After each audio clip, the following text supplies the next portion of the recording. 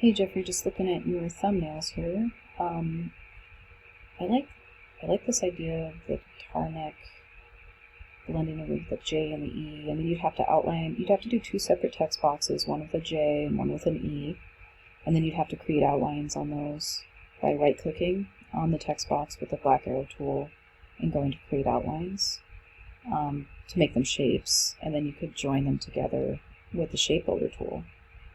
And then you could find a guitar neck and image trace that in Illustrator, much like we did in the Illustrator demo.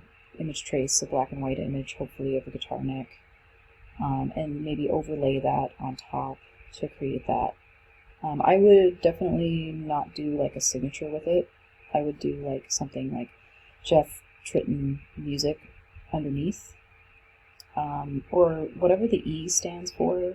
So maybe Jeff something, electric guitar or something, all spelled out underneath, maybe in two lines, and a nice font pair would be good for this idea.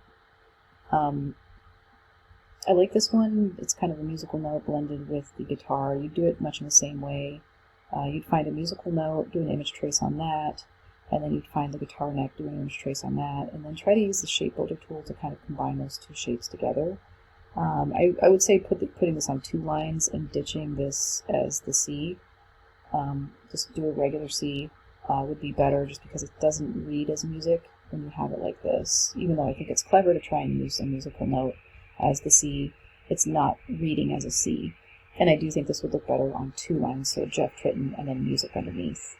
Maybe the same width, so music might be bigger and Jeff Tritton might be smaller on top of that in two lines.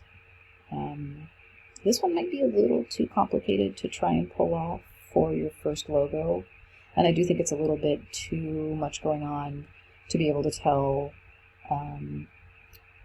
what's going on with that. I mean, I can see a T and a J, and I can kind of see the note that you have here, and it is clever, but I think it might be too much for you. You could try to do it, but it might be a little too hard.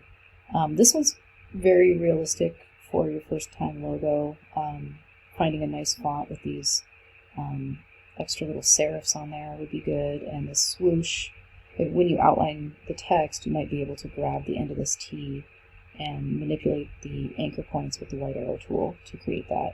I would do the same thing with Jeff Tritton music. I would put Jeff Tritton on two lines and then music on one, make music larger, and make them about the same width, the two lines the same width, and a nice font pair. This one would also be a nice look. I would put the Jeff Tritton off to the side on this one, probably, with the symbol here, and then just Jeff Tritton here off to the side, probably. So that's my feedback on those. Good work, and I'm glad you're getting caught up. Talk to you later.